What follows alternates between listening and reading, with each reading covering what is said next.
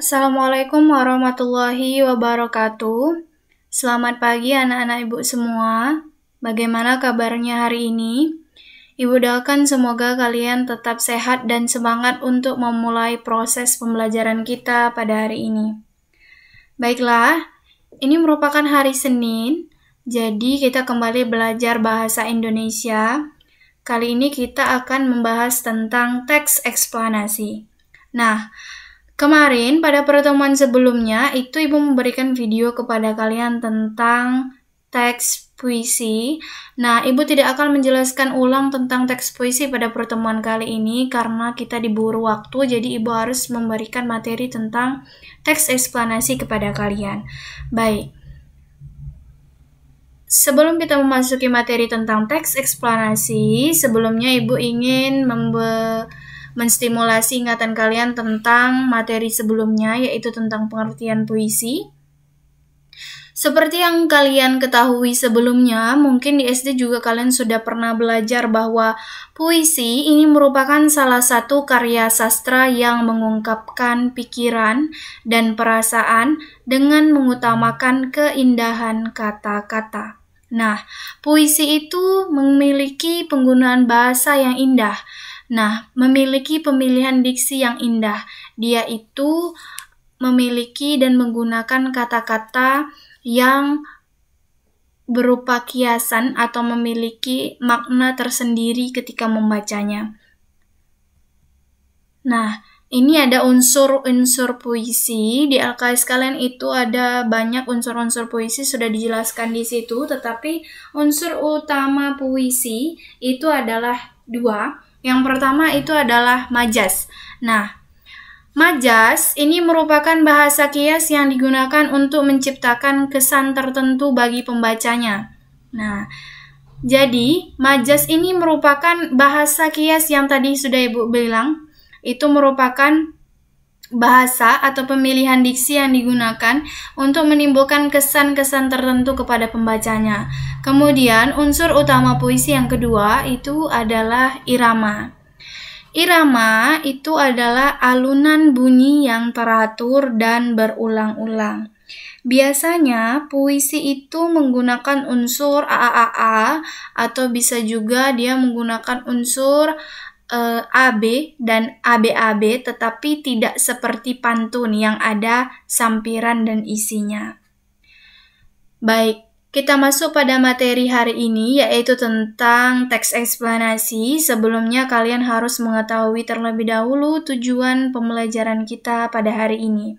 Nah, tujuan pembelajaran yang harus kalian capai dalam proses pembelajaran kali ini itu adalah yang pertama, kalian harus mampu mengidentifikasi informasi tentang teks eksplanasi. Yang kedua, mengidentifikasi struktur teks eksplanasi. Nah, langsung saja kita masuk materi tentang teks eksplanasi. Yang pertama itu adalah pengertian teks eksplanasi. Baik, sebelum kalian mengenali materi terlebih jauh, kalian harus mengetahui terlebih dahulu apa itu pengertian teks eksplanasi. Nah, silakan perhatikan layar.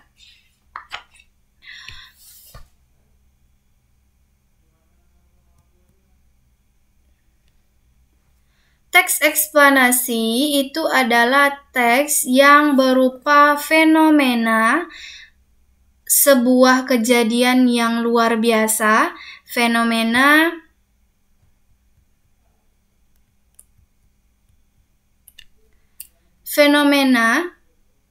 kejadian yang luar biasa. Fenomenanya itu dapat meliputi seperti fenomena alam, sosial, budaya, dan sebagainya. Jadi, teks eksplanasi ini adalah teks yang berisi tentang fenomena-fenomena yang terjadi, baik itu fenomena di kejadian alam, atau dia fenomena sosial, budaya, dan yang lain. Nah, salah satu fenomena yang menarik dan berkaitan dengan ilmu pengetahuan itu adalah fenomena alam. Karena fenomena alam itu sering kita temui dan jumpai di dalam kehidupan sehari-hari kita. Ibu lanjutkan ke ciri-ciri teks eksplanasi. Ciri-ciri teks eksplanasi itu terdapat beberapa ciri-cirinya. Yang pertama itu adalah terdapat suatu pernyataan sebab akibat. Jadi di dalam teks eksplanasi ini, karena dia menceritakan tentang fenomena alam, tentu saja ada sebab dan akibat yang ditimbulkan.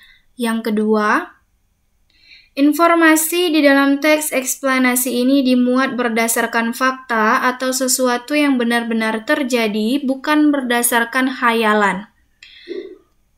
Yang ketiga, teks eksplanasi memuat sebuah pengetahuan seperti keilmiahan maupun ilmiah. Sama saja, jadi dia merupakan sebuah pengetahuan yang memang berdasarkan fakta atau penelitian.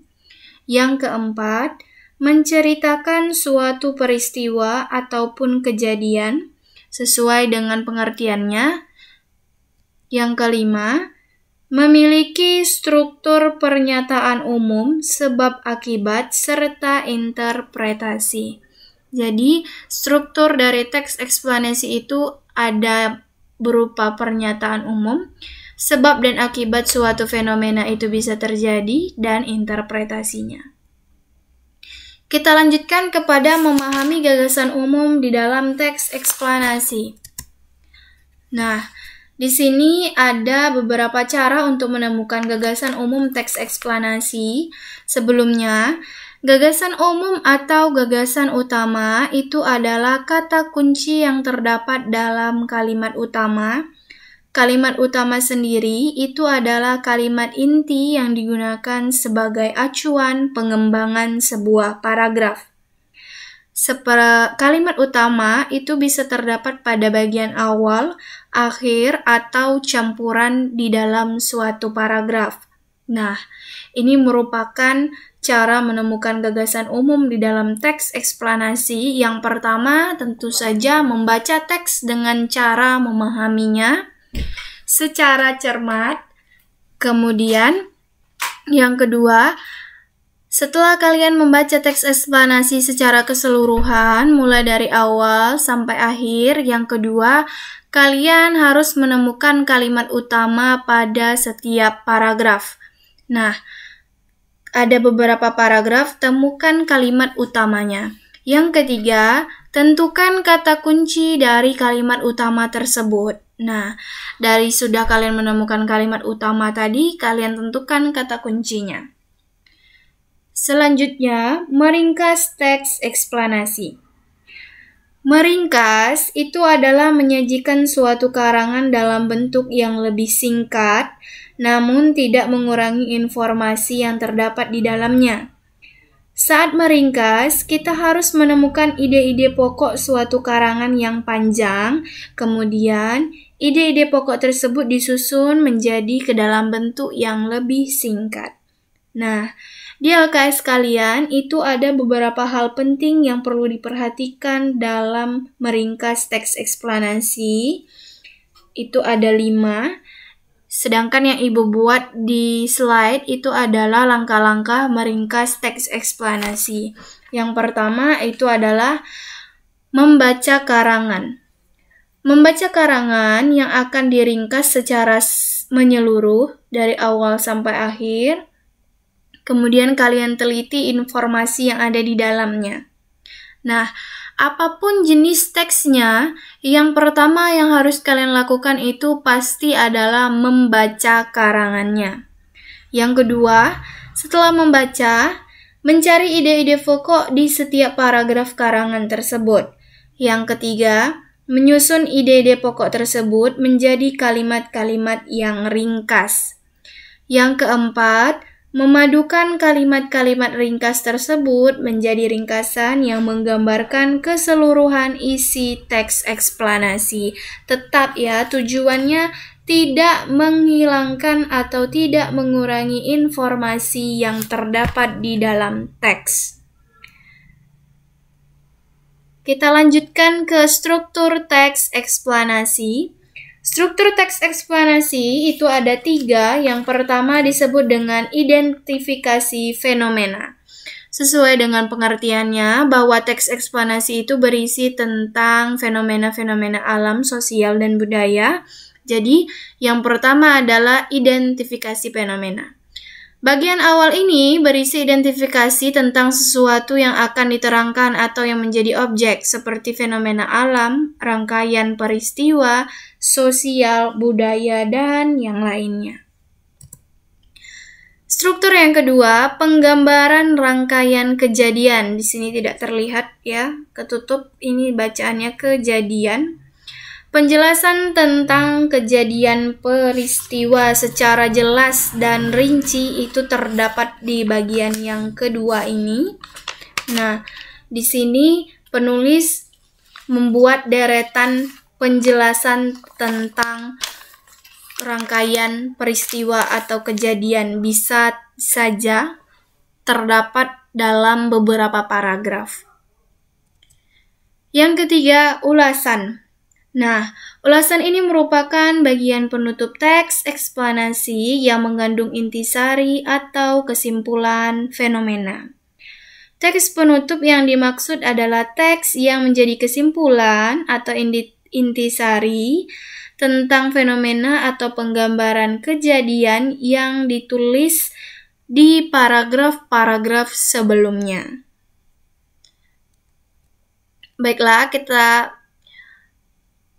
itu tadi materi kita pada hari ini tentang teks eksplanasi, dari mulai pengertian hingga yang terakhir itu adalah struktur teks eksplanasi. Nah, baiklah, ini merupakan pertemuan kita yang terakhir untuk mata pelajaran bahasa Indonesia, karena minggu depan, itu hari Senin depan, kalian akan melakukan penilaian akhir semester, ujian, ya. Nah, sebelum kalian melaksanakan ujian semester ganjil, ada beberapa hal yang perlu kalian persiapkan untuk mengikuti ujian. Nah, yang pertama, silakan perhatikan layar. Yang perlu kalian persiapkan itu adalah 1. Tonton kembali video pembelajaran bahasa Indonesia di YouTube channel sekolah. Nah, untuk menstimulasi ingatan kalian tentang materi-materi atau pembelajaran bahasa Indonesia yang telah lalu, silakan tonton kembali video pembelajaran kita yang ada di YouTube. Nah, kalau misalnya materinya tidak ada di YouTube, apa yang perlu kalian baca? Baca dan pahami LKS Bahasa Indonesia kalian. Kalian buka kembali materinya, silakan baca dan pahami. Kemudian yang perlu kalian persiapkan juga adalah paket atau kuota, karena ujian itu akan dilakukan dalam waktu sekitar seminggu. Kemudian itu ujian dilakukan menggunakan Google Form, jadi kalian harus memiliki paket atau kuota ya. Nah, jadwal ujian bahasa Indonesia untuk kelas 8 itu adalah hari Senin, tanggal 7, ini tanggal ya. Tanggal 7 Desember 2020, jam 8 pagi, itu linknya sudah diberikan dan Ibu buka, sampai jam 10. Kemudian linknya Ibu tutup kembali, ya. Nah, sekali lagi, yang ingin Ibu tekankan kepada kalian adalah persiapkan diri kalian dengan baik untuk mengikuti ujian akhir semester ganjil. Nah, tonton kembali video, baca LKS, kemudian untuk latihan pada hari ini, Ibu tidak akan memberikan latihan khusus kepada kalian, tetapi kalian cukup melengkapi tugas-tugas bahasa Indonesia pada pertemuan sebelumnya yang tidak kalian kumpulkan kepada Ibu. Silakan kalian kerjakan ulang atau kalian buat kembali kemudian kumpulkan. Nah, baiklah. Demikianlah materi kita pada hari ini. Semoga apa yang Ibu sampaikan dapat kalian terima dan pahami dengan baik. Persiapkan diri kalian untuk mengikuti ujian.